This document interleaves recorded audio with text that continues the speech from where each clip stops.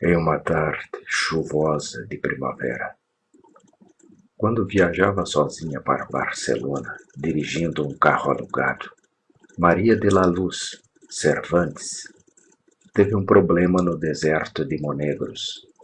Ela era uma mulher mexicana de 27 anos, bonita e séria, que anos antes havia se destacado como atriz de programa de variedades.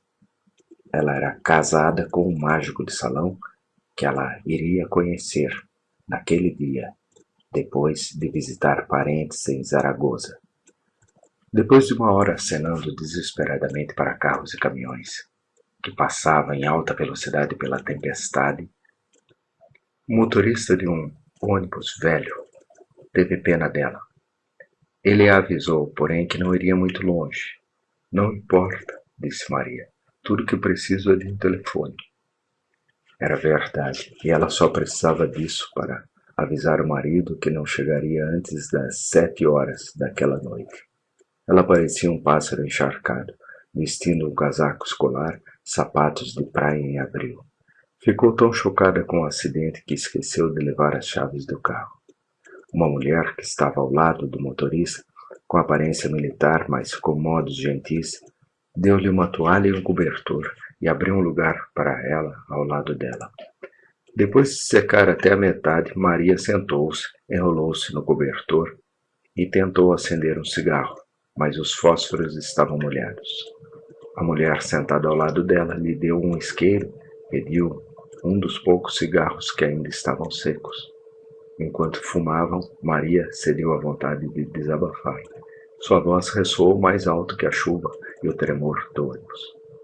A mulher a interrompeu com o dedo indicador nos lábios. Eles estão dormindo, ela murmurou. Maria olhou por cima do ombro e viu que o ônibus estava ocupado por mulheres de idades incertas e condições diferentes, que dormiam cobertas com cobertores iguais aos dela. Contagiada pela sua placidez, Maria se encolheu em seu assento, se abandonou ao som da chuva.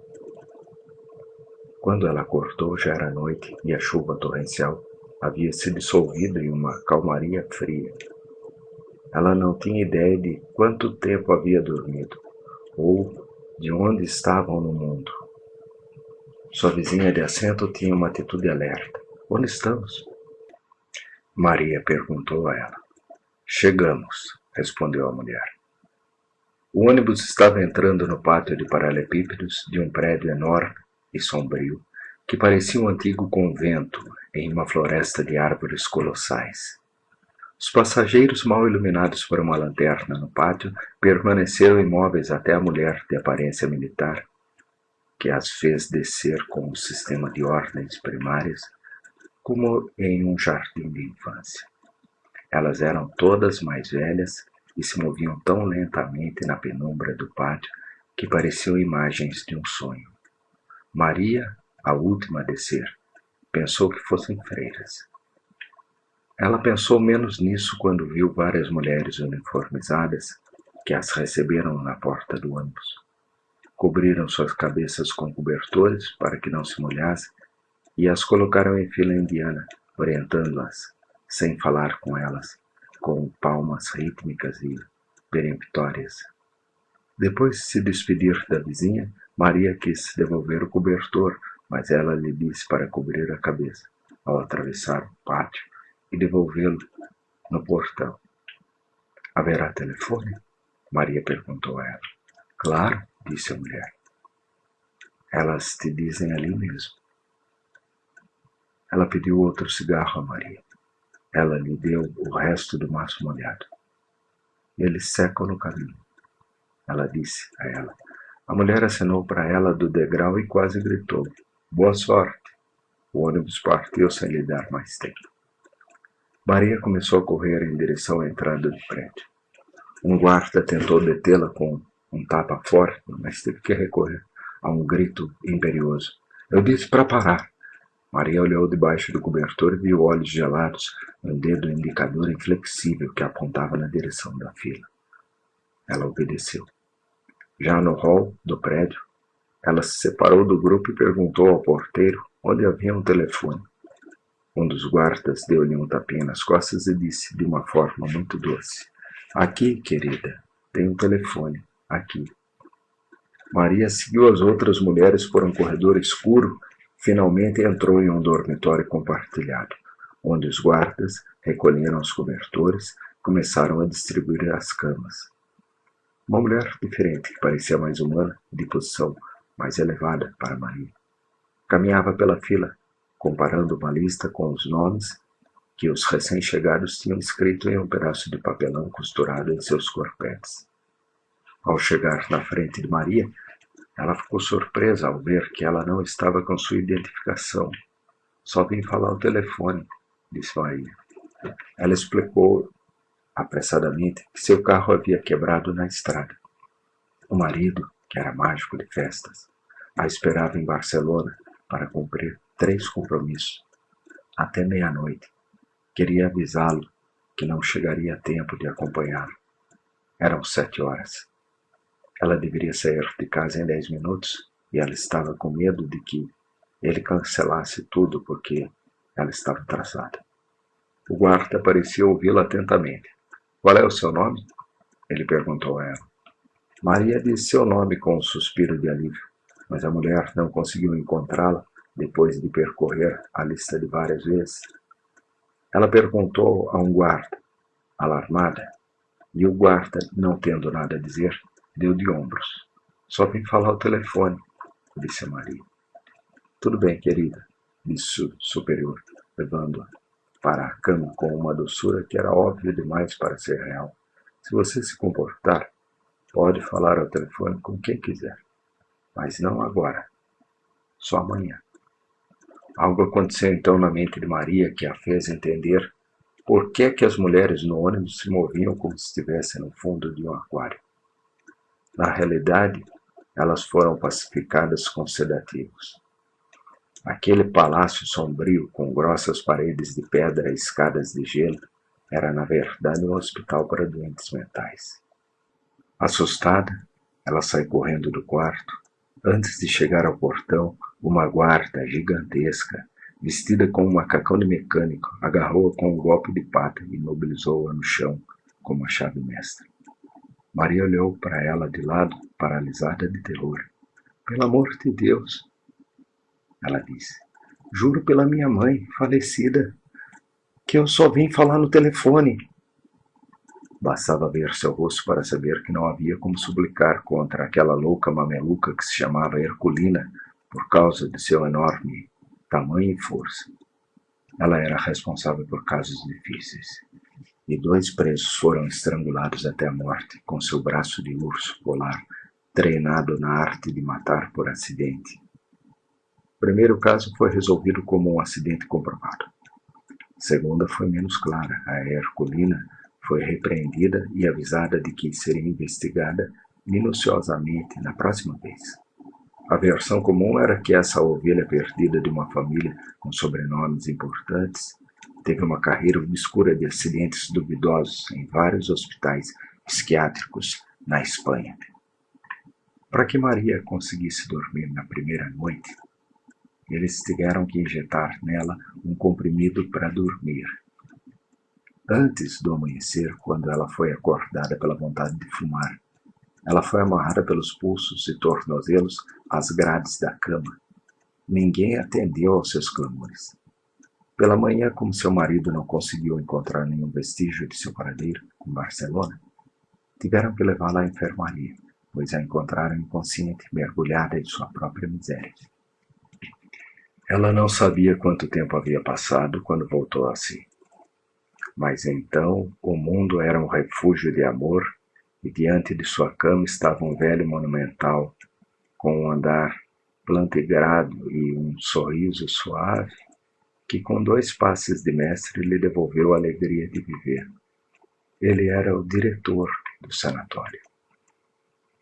Antes de lhe dizer qualquer coisa, sem sequer cumprimentá-lo, Maria pediu-lhe um cigarro. Ele deu a ela o cigarro imediatamente. Ele deu o pacote quase completo. Maria não conseguiu conter as lágrimas.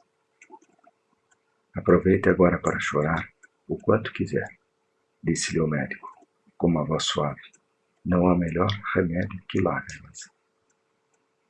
Maria desabafava sem pudor, como nunca conseguia fazer com seus amantes casuais no tédio, depois de fazer amor. Enquanto a ouvia, o médico penteava seus cabelos com os dedos, ajeitava seu travesseiro para que ela pudesse respirar melhor, guiava-a pelo labirinto de sua incerteza com uma sabedoria e gentileza que ela nunca havia sonhado. Foi pela primeira vez na vida a maravilha de ser compreendida por um homem que a ouvia com toda a alma, sem esperar a recompensa de dormir com ela. Depois de uma hora longa, depois de desabafar, ela pediu permissão para falar com o marido ao telefone. O médico levantou-se com toda a majestade de sua posição.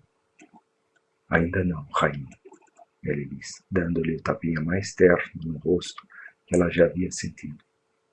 Tudo vai acontecer no seu devido tempo.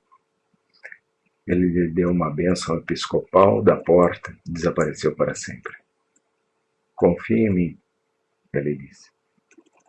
Naquela mesma tarde, Maria foi registrada no asilo com um número de série e um comentário superficial sobre o enigma de sua origem e as dúvidas sobre sua identidade. Ao lado havia uma classificação escrita à mão pelo diretor, agitado. Tal como Maria previra, o marido saiu do seu modesto apartamento no bairro da Horta, com meia hora de atraso para cumprir 3 compromissos.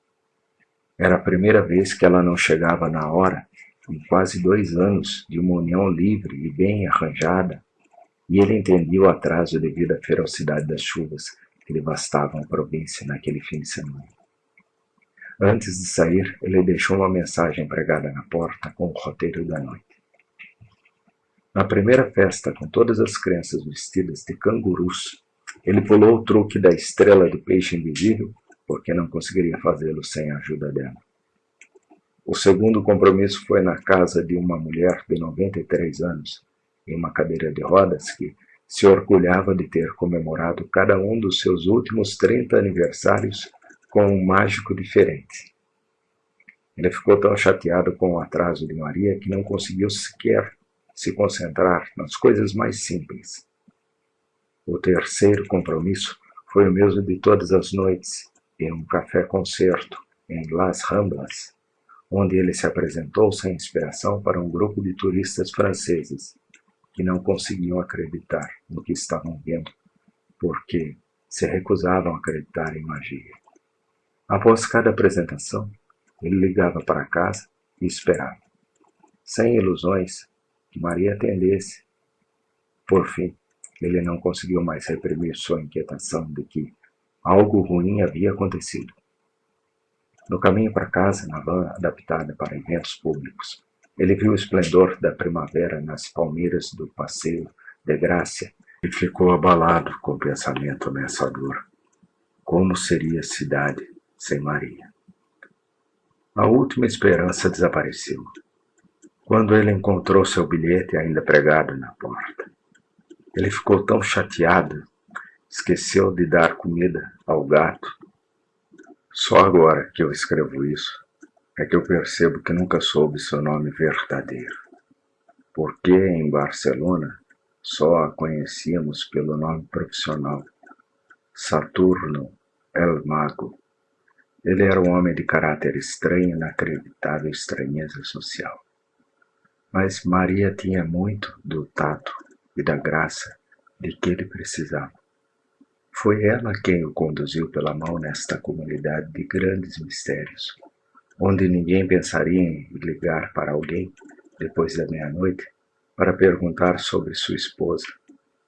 Saturno fez isso quando era novato e não queria se lembrar. Então, naquela noite, ele decidiu ligar para Zaragoza, onde uma avó meio adormecida atendeu, sem alarme, que Maria tinha saído depois do almoço. Ela não dormiu mais do que 1 hora ao amanhecer. Ele teve um sonho pantanoso do qual viu Maria em um vestido de noiva esfarrapado e manchado de sangue, e acordou com a terrível certeza de que ela o havia deixado sozinho novamente. Agora, para sempre, no vasto mundo sem ela. Ela fez isso 3 vezes com 3 homens diferentes, incluindo ele, nos últimos 5 anos. Ela o abandonou na cidade do México, 6 meses depois de conhecê-lo, quando morriam de felicidade com um amor louco e uma lavanderia no bairro de Anzures. Certa manhã, Maria não voltou para casa depois de uma noite de abusos indizíveis. Ele deixou tudo que era seu, até o anel do casamento anterior e uma carta na qual dizia que não era capaz de sobreviver ao tormento daquele amor malfadado. Saturno pensou que havia retornado para seu primeiro marido, um colega de escola com quem ela se casou secretamente quando era menor de idade e que ela deixou por outro homem depois de 2 anos sem amor. Mas não, ela havia retornado para a casa dos pais. Para lá, Saturno foi encontrá-la a qualquer preço. Ele implorou incondicionalmente, prometeu-lhe muito mais do que estava determinado a cumprir, mas tropeçou em uma determinação invencível. Existem amores curtos e amores longos, ela lhe disse, e concluiu sem piedade. Isso foi curto. Ele se rendeu ao seu rigor. Entretanto, numa manhã do dia de Todos os Santos, ao retornar ao quarto de sua órfã após quase 1 ano de abandono, ele a encontrou dormindo no sofá da sala de estar com a coroa de flores de laranjeira e a longa cauda de espuma de noivas virgens. Maria lhe contou a verdade. O novo namorado, viúvo, sem filhos, com a vida resolvida e disposto a se casar definitivamente na Igreja Católica, a deixou vestida e esperando por ele no altar. Os pais deles decidiram fazer a festa mesmo assim. Ela entrou na brincadeira. Ele dançou, cantou com os mariachis, bebeu demais, num terrível estado de remorso tardio, saiu à meia-noite para procurar Saturno. Ele não estava em casa, mas encontrou as chaves no vaso de flores do corredor, onde sempre as escondiam. Dessa vez foi ela quem se rendeu a ele incondicionalmente. E agora? Até quando? Ele perguntou a ela. Ela respondeu com um verso de Vinícius de Moraes. O amor é eterno enquanto dura. 2 anos depois, ainda era eterno. Maria parecia amadurecer. Ela desistiu do sonho de ser atriz, se dedicou a ele, tanto na profissão quanto na cama. No final do ano anterior, eles participaram de um congresso de mágicos em Perpignan e no retorno conheceram Barcelona.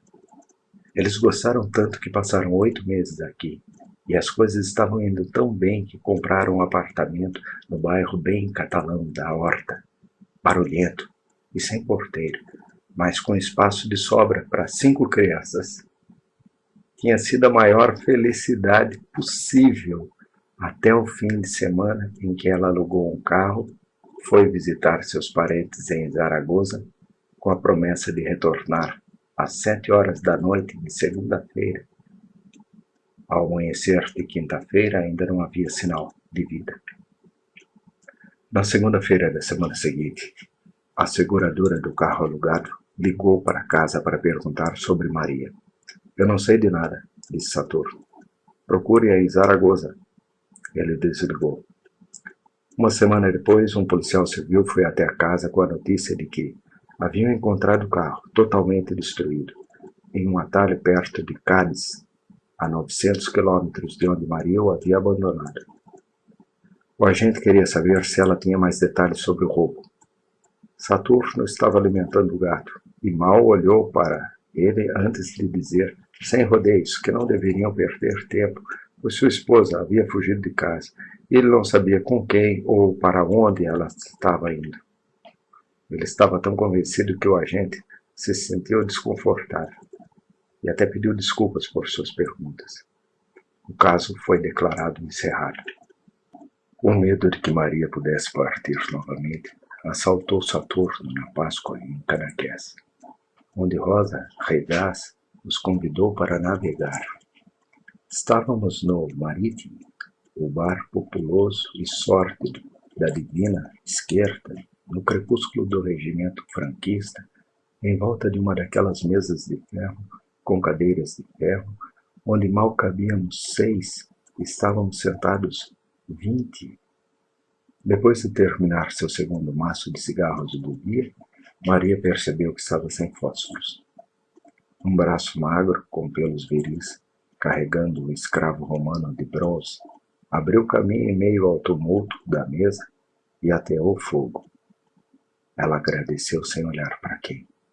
Mas Saturno, o mago, viu. Ele era um adolescente ossudo, sem pelos, com uma palidez mortal, e um rabo de cavalo muito preto que chegava até a cintura.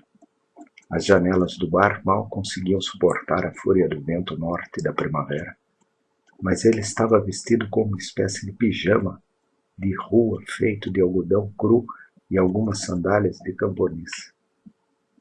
Eles não o viram novamente até o final do outono, em uma pousada de frutos do mar em La Barceloneta, vestindo a mesma roupa comum de Sarasa e uma longa trança em vez de um rabo de cavalo. Ele os cumprimentou como velhos amigos, e a maneira como beijou Maria, e a maneira como ela o beijou de volta, fez Saturno suspeitar que eles estavam se vendo secretamente. Dias depois, ele encontrou um novo nome em um número de telefone, escritos por Maria no diretório residencial, e a implacável lucidez do ciúme revelou-lhe a quem pertencia. O histórico social do intruso acabou com ele. 22 anos, filho único de pais ricos, decorador de vitrines de moda, com uma reputação fácil de bissexual e um prestígio bem fundamentado como um vibrador de aluguel para mulheres casadas. Mas ele conseguiu superar isso até a noite em que Maria não voltou para casa. Então ela começou a ligar para ele todos os dias, primeiro a cada 2 ou 3 horas, das 6 da manhã até o amanhecer. Depois, sempre que encontrava um telefone por perto. O fato de ninguém responder aumentou seu tormento. No quarto dia, uma mulher andaluza respondeu que só iria fazer a limpeza. O jovem mestre se foi, ela lhe disse, vagamente o suficiente para deixá-lo louco. Saturno não resistiu à tentação de perguntar-lhe se por acaso a senhorita Maria não estava ali. Não tem nenhuma Maria morando aqui, a mulher lhe disse. O jovem é solteiro. Eu sei, ele disse a ela. Ele não vive, mas às vezes ele vai, ou não. A mulher se levantou. Mas quem diabos está falando aí? Saturno desligou. A recusa da mulher pareceu-lhe mais uma confirmação do que para ele não era mais uma suspeita, mas uma certeza ardente. Ele perdeu o controle. Nos dias seguintes ele ligou para todos os seus conhecidos em Barcelona, em ordem alfabética. Ninguém lhe deu nenhuma razão, mas cada chamada piorava sua desgraça, porque seus delírios de ciúmes já eram famosos entre os notífagos impetenentes de La Gauche Divine, que respondiam com qualquer brincadeira que o fizesse sofrer. Só ele então entendeu o quão sozinho estava naquela cidade linda, lunática e impenetrável, onde nunca seria feliz. Ao amanhecer, depois de alimentar o gato, ele apertou o coração para não morrer e tomou a decisão de esquecer Maria. Depois de 2 meses, Maria ainda não havia se adaptado à vida no sanatório. Ela mal sobrevivia bicando a comida da prisão com os talheres acorrentados ao balcão de madeira rústica, olhar fixo na litografia do general Francisco Franco, que presidia a sombria sala de jantar medieval. No início, ela resistiu às horas canônicas com sua rotina tola de matinas, laudes, vésperas e outros serviços religiosos que ocupavam a maior parte do tempo. Ela se recusou a jogar bola no parquinho ou a trabalhar na oficina de flores artificiais que um grupo de internos administrava com frenética diligência. Mas a partir da 3ª semana, ela gradualmente se envolveu na vida do claustro. Afinal, disseram os médicos, foi assim que todos começaram e mais cedo ou mais tarde acabaram se integrando à comunidade. A falta de cigarros, resolvida nos primeiros dias por um guarda que os vendia a preço de ouro, voltou a atormentá-la, quando acabou o pouco dinheiro que tinha. Mais tarde, ela se consolava com os cigarros de jornal que algumas detentas faziam com pontas de cigarro recolhidas no lixo, já que a obsessão pelo fumo havia se tornado tão intensa quanto a do telefone.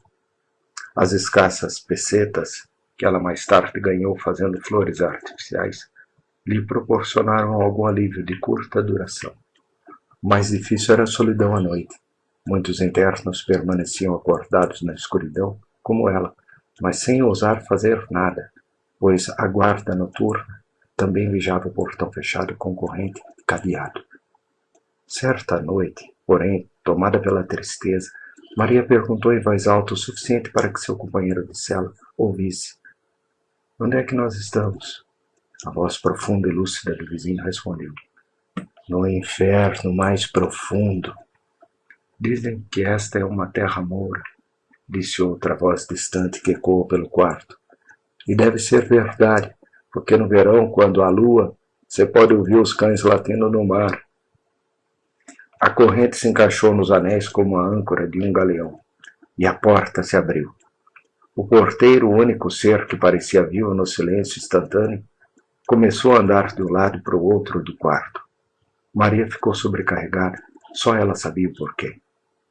Desde sua primeira semana no sanatório, o vigia noturno sugeriu sem rodeios que ela dormisse com ele, na sala do guarda. Tudo começou com um tom comercial específico: trocar amor por cigarros, por chocolates, por qualquer coisa. "Você terá tudo", ele disse a ela, tremendo. "Você será a rainha." Diante da recusa de Maria, a guardiã mudou seu método. Ele deixou pequenos bilhetes de amor debaixo do travesseiro dela, nos bolsos do roupão dela, nos lugares mais inesperados. Eram mensagens de uma urgência de cortar o coração, capazes de abalar pedras. Ela parecia resignada à derrota por mais de um mês, na noite em que o incidente no quarto ocorreu. Quando se convenceu de que todas as internas estavam dormindo, a guarda se aproximou da cama de Maria e murmurou todo tipo de obscenidades ternas em seu ouvido, enquanto beijava seu rosto, seu pescoço tenso de terror, seus braços rígidos, suas pernas exaustas. Finalmente, talvez acreditando que a paralisia de Maria não se devia ao medo, mas à complacência, ele ousou ir mais longe. Maria então a atingiu com as costas da mão, fazendo-a cair na cama ao lado. O guarda se levantou furiosamente em meio ao tumulto dos internos indisciplinados. "Filha da puta!" ela gritou. "Vamos apodrecer juntos nessa pocilga até você enlouquecer por mim." O verão chegou sem avisar no primeiro domingo de junho, e medidas de emergência tiveram que ser tomadas, porque os presos sufocados começaram a tirar suas capas de sarja durante a missa. Maria se divertia com o espetáculo das mulheres doentes nuas, enquanto os guardas corriam pelas naves como búfalos cegos. Em meio à confusão, ela tentou se proteger de golpes perdidos, sem saber como, viu-se sozinha em um escritório abandonado com o telefone, que tocava incessantemente, em tom de súplica. Maria respondeu sem pensar, e ouviu uma voz distante e sorridente, que se entretinha imitando o serviço telefônico da hora. "São 45 horas, 92 minutos e 107 segundos. Bicha!" disse Maria. Ela desligou divertida. Ele já estava indo embora quando percebeu que estava deixando escapar uma oportunidade única. Então ela discou 6 dígitos, tão tensa e com tanta pressa que não teve certeza se era o número de sua casa. Ela esperou com o coração acelerado. Ouviu a campainha familiar tocar com seu tom triste e ansioso 1, 2, 3 vezes. Finalmente ouviu a voz do homem de sua vida na casa, sem ela. "Bem?"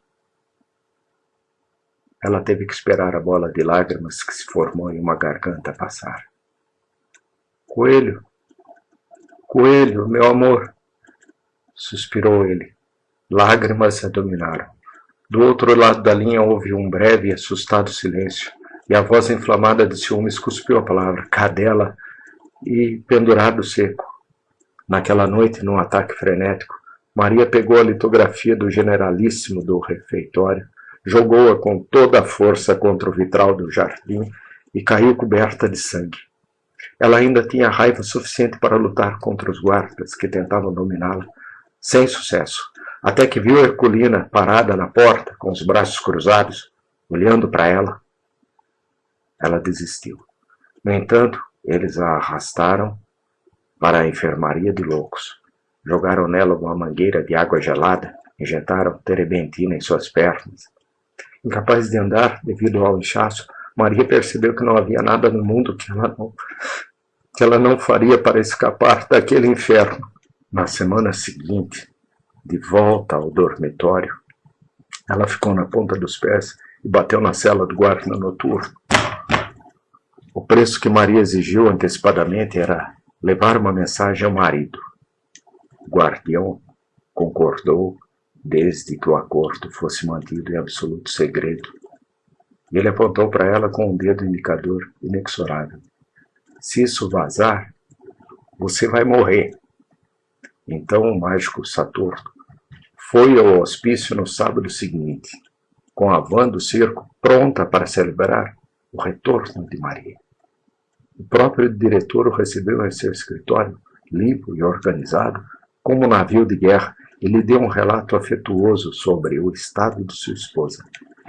Ninguém sabia de onde ela vinha, nem como ou quando, já que o primeiro registro de sua entrada era o registro oficial ditado por ele quando a entrevistou. Uma investigação iniciada no mesmo dia não levou a nada. De qualquer forma, o que mais intrigou o diretor foi como Saturno sabia do paradeiro de sua esposa. Saturno protegia o guardião. A seguradora do carro me informou, disse ele. O diretor assentiu satisfeito. Não sei como as seguradoras sabem de tudo, disse ele. Ele olhou para o arquivo em sua mesa de asseta e concluiu. A única coisa certa é a gravidade do seu estado. Ele estava disposto a permitir que ela o visitasse com as devidas precauções se Saturno, o mago, prometesse, para o bem de sua esposa, aderir à conduta que ele indicava, principalmente na forma de tratá-la, para evitar que ela recaísse em seus ataques de raiva, cada vez mais frequentes e perigosos. É estranho, disse Saturno. Ele sempre teve um temperamento forte, mas muito controle. O médico fez um gesto sábio. Há comportamentos que ficam latentes por muitos anos e um dia explodem, disse ele. No entanto, foi uma sorte que tenha caído aqui, porque somos especialistas em casos que exigem mão firme. No final, ele fez um alerta sobre a estranha obsessão de Maria pelo telefone. Apenas entre no jogo, ele disse. Calma, doutor, disse Saturno com ar alegre. É minha especialidade. A sala de visitas, uma mistura de prisão e confessionário, era um antigo salão do convento. A entrada de Saturno não foi a explosão de alegria que qualquer um deles poderia esperar. Maria estava parada no centro da sala, ao lado de uma pequena mesa, com 2 cadeiras e um vaso sem flores. Ela estava obviamente pronta para ir, com seu casaco surrado, cor de morango, sapatos sujos que lhe foram dados como caridade. Num canto quase invisível estava Herculina, de braços cruzados. Maria não se moveu ao ver o marido entrar. Nem qualquer emoção transpareceu em seu rosto, ainda salpicado pelos estragos do vitral. Eles deram um beijo de rotina. Como você está se sentindo? Ele perguntou a ela. Que bom que você finalmente veio, coelho. Ela disse. Isto foi a morte. Eles não tiveram tempo de se sentar. Afogada em lágrimas, Maria contou-lhe sobre a miséria do claustro, a barbárie dos guardas, a comida dos cães, as noites intermináveis sem fechar os olhos de medo. Não sei quantos dias estou aqui, ou meses, ou anos, mas sei que cada um deles foi pior que o anterior, disse ela. Suspirou profundamente. Acho que nunca mais seria a mesma. Agora tudo isso acabou, ele disse. acariciando as cicatrizes recentes no rosto dela com as pontas dos dedos. Continuarei vindo todos os sábados. E mais, se o diretor me permitir, você verá que tudo vai dar muito certo. Ela fixou seus olhos aterrorizados nele. Saturno tentou suas artes de salão. Ele contou a ela, no tom infantil das grandes mentiras, uma versão diluída das previsões do médico. Resumindo, concluiu, você ainda precisa de alguns dias para estar completamente recuperada. Maria entendeu a verdade. Pelo amor de Deus, Coelho, ela disse atordoada. Não me diga que você acha que eu também estou louca. Como você pode pensar nisso? Ele disse tentando rir. O problema é que será muito mais conveniente para todos se você ficar aqui por um tempo. Em melhores condições, é claro. Mas eu já te disse que só vem falar ao telefone, disse Maria. Ele não sabia como reagir àquela obsessão assustadora. Ele olhou para Herculina. Ela aproveitou o olhar para indicar em seu relógio de pulso que era hora de encerrar a visita. Maria interceptou o sinal, olhou para trás e viu Herculina na tensão do ataque iminente. Então ela se agarrou ao pescoço do marido, gritando como uma verdadeira louca. Ele a sacudiu com todo o carinho que pôde e a deixou à mercê de Herculina, que pulou em suas costas. Sem lhe dar tempo de reagir, aplicou uma chave com a mão esquerda, colocou o outro braço de ferro em volta do seu pescoço e gritou para Saturno, o mago. Vai embora! Saturno fugiu, aterrorizado. No entanto, no sábado seguinte, já recuperado do choque da visita, voltou ao sanatório com o gato vestido igual a ele. A meia calça vermelha e amarela do grande colã, a cartola e uma capa com uma dobra que parecia feita para voar. Ele dirigiu a van do parque de diversões até o pátio do claustro e lá fez uma apresentação prodigiosa que durou quase 3 horas, que os internos apreciaram das sacadas, com gritos dissonantes e aplausos inapropriados. Estavam todos lá, exceto Maria, que não só se recusou a receber o marido, como até mesmo a vê-lo das sacadas. Saturno sentiu mortalmente ferido. É uma reação típica, consolou o diretor. Vai passar. Mas isso nunca aconteceu.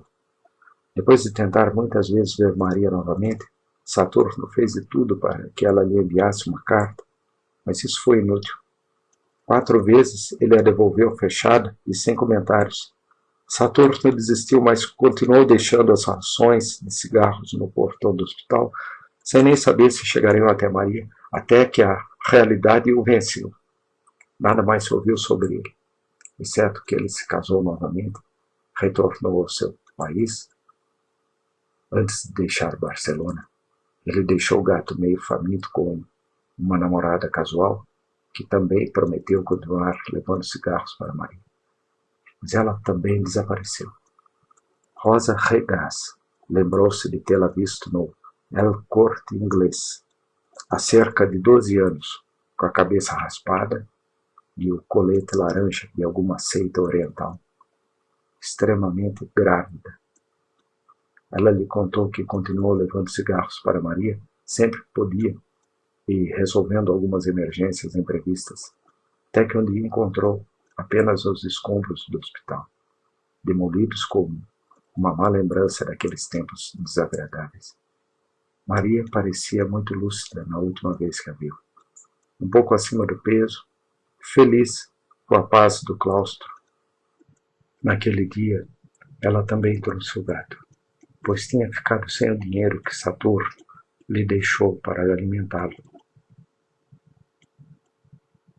Abril de 1978. Gabriel Garcia Marques. Só vim falar no telefone. Lido por Marcos Mendes Maciel.